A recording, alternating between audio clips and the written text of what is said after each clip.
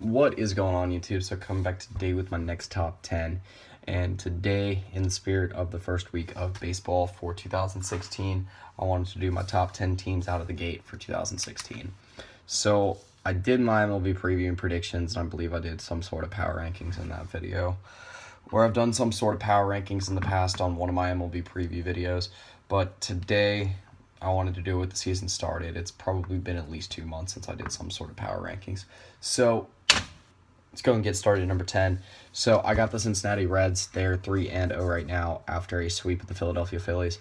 Now, sweeping the Phillies is nothing to get overly excited about, but I just like what I saw overall from the Reds. I like what they got in place this year. I think Jay Bruce might be due for a big year since it is a contract year and you don't really know where he's going to go. It just seems like he's due. I think Joey Votto will have a big year as well. And I think they're competing in a really tough NL Central. And I think that they'll be able to take advantage of some of the weaker teams in the NL and compete for a playoff spot this year. I like the way they started. So at number 9, I got the LA Dodgers. So any team that's able to shut out a team for an entire series in a sweep, that's impressive. To me, the LA Dodgers were already a top 10 team coming into the season, and now they proved that they are even a little bit better. If we can have a resurgent year that just adds another weapon to an offensive lineup that's already extremely dangerous, an aging Agon, I think, got a little bit underrated this year. I think he's still I think he's still capable of 30 home runs. I think Yasmani Grandal's a solid offensive catcher behind the plate. Obviously, they still probably got the best pitcher in baseball in Clayton Kershaw on the mound too. So at number 8, I think the only losing record team on here, and that is the Houston Astros with a record of 1-2 right now. Lost a series to the Yankees to open the season, and I think that's nothing to get too. Obviously, it's nothing to get too worried about. I think they'll be fine. Carlos Correa, people are talking about him being one of the best players in baseball this year.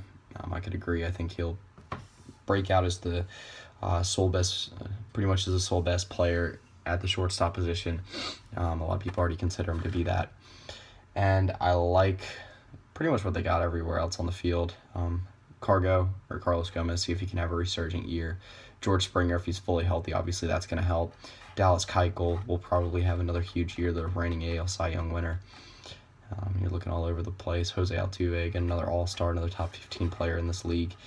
So I have no idea what to expect from the AL West this year. I expect big things from the Angels, but you never know. Obviously, they're still extremely talented. Rangers are supposed to have a big year as well this year. Still got a lot of talent on the offensive, or I guess up and down from 1 to 9 in the lineup. And then Mariners had a pretty solid start too. Robbie Cano has been straight fire out of the gates, so that's big for them. But anyway, I think the Astros are still the favorite out of that division. So at number 7, I've got the New York Yankees. So Yankees are in second place in the AL East right now, an AL East that I think will be extremely competitive this year. The only team that I had doubts about heading into the season, or the only two teams that I had any doubts about at all, were the Orioles and the Rays, and they've held their own to start the season. The Rays were able to split a series with the Blue Jays team that came out extremely hot, that is one of the best teams in Major League Baseball in my opinion. The Yankees look extremely good. The Red Sox added quite a bit of talent this offseason, and the Orioles were able to sweep, I believe, the Minnesota Twins to start the season, so it looks like it'll be a very good AL East this year. But again, I like what the Yankees were able to do, getting a 2-1 series, taking 2 out of 3 against the Astros. A tough test to start, but showing that, even the lineup is a little bit aging, will still probably be effective this year. Number 6, I've got my original World Series prediction, and I guess a lot of people's also looking at some other ones, and that's the San Francisco Giants. So they started out 3-1, were able to get a victory, I believe yesterday, against the Los Angeles Dodgers, handing them their first loss of the year. I think it will be a 2-team race this year. I love the Diamondbacks. They're my favorite team. They'll have a sick offense this year, but the pitching has been god-awful already. It's already cost the Diamondbacks 3 games. And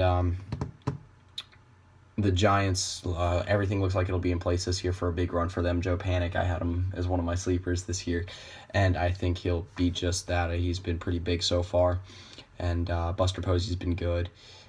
Brandon Crawford, I expect big things from also.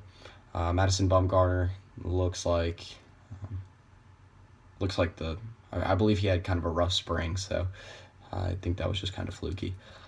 So at number 5, I've got the Pittsburgh Pirates currently at 3-0. Who did they sweep? Oh man, I'd have to go back and look at that. But Cardinals. So obviously a big start to the season for them, being able to sweep the Cardinals in what I think will be actually the deepest division in Major League Baseball this year at the NL Central. You're looking at, I thought the weakest team was going to be the Cincinnati Reds, and they swept, it was the Phillies, but they did get a sweep to start the season. So, that's big. The Pirates are going to be very good. The Cubs are going to obviously be very good. The Cardinals should still be good, but I think it'll be a little bit of a rough year for them, just because I think the defense will be, or the conference will, the division will be so good. Garrett Cole, I think, will be a Cy Young competitor this year, Cy Young contender, one of the best pitchers in baseball. I think him and Sonny Gray are two of the most overlooked young stars in baseball at the starting pitcher position.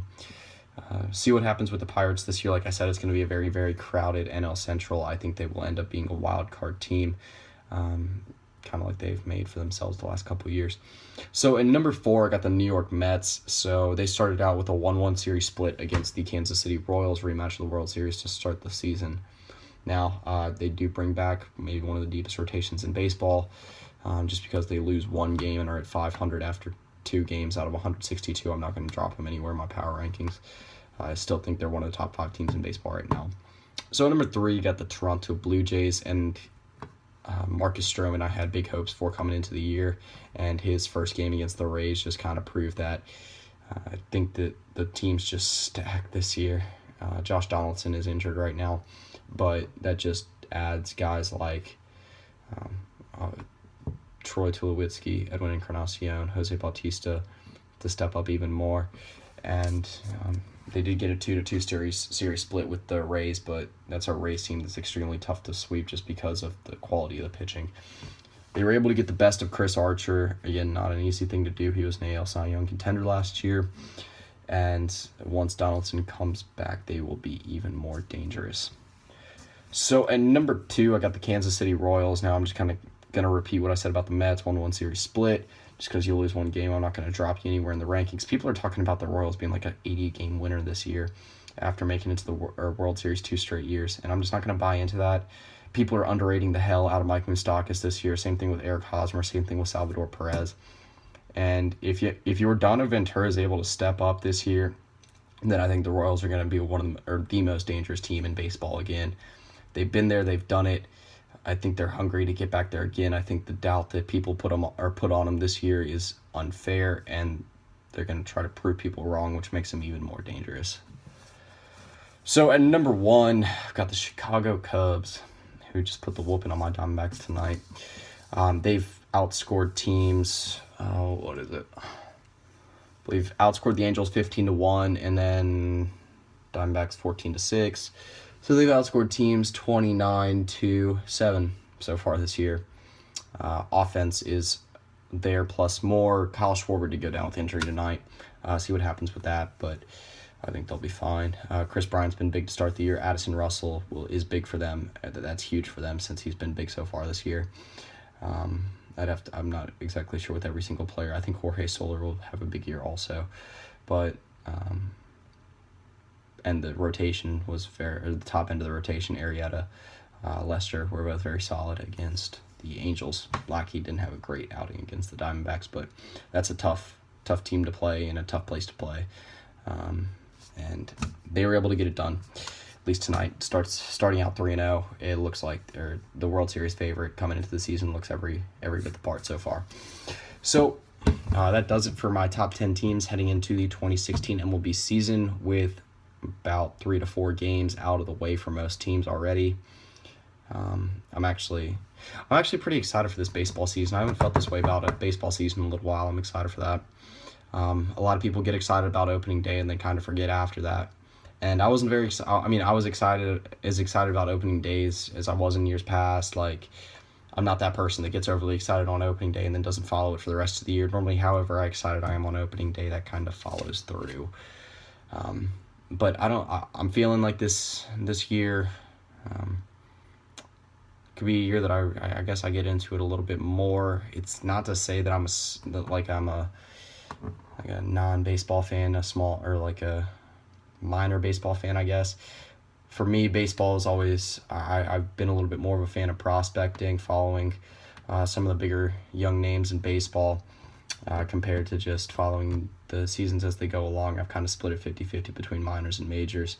A lot of the games I go to during the summers and years past have been Durham Bulls games, and that's why I'm a Rays fan also. Favorite team's the Diamondbacks, trailing not too far behind is the Rays, and that's the reason, is because the Bulls feed the Rays.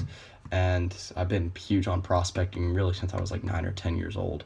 Like, I've been doing it for a long time now, and I just feel like it might be a little bit even more for the majors this year.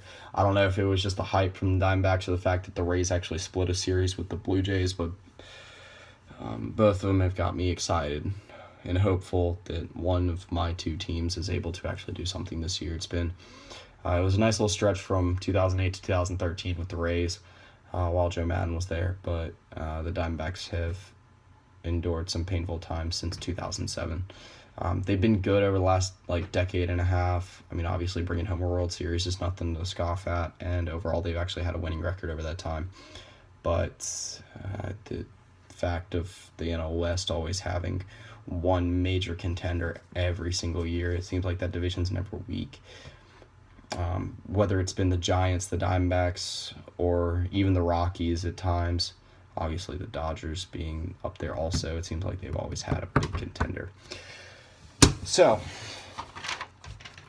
could go on talking about sports trends like that forever, but that's pretty much it. If you have not seen my last 2 days of my top 10s, go check those out. They will be in the outro. And then I believe this is the 40th top 10, so a big milestone there, almost getting to 50. I said I was going to be doing daily top 10s. It ends up being about 3 or 4 a week. I try to get to as many as possible, and I'll continue doing it that way. Hopefully, when summer rolls around, school becomes a little bit less of a thing, I'll get back to doing the dailies. And yeah, that's pretty much it. Like I said, if you've not seen any of the top 10s, you want to go check some of them out. All of them are really up to date and try to cover current issues, trends, times in sports. Then I will put the link to that entire playlist in the description below. But that's pretty much it. So yeah, that was, I believe, top 10 fantasy baseball sleepers.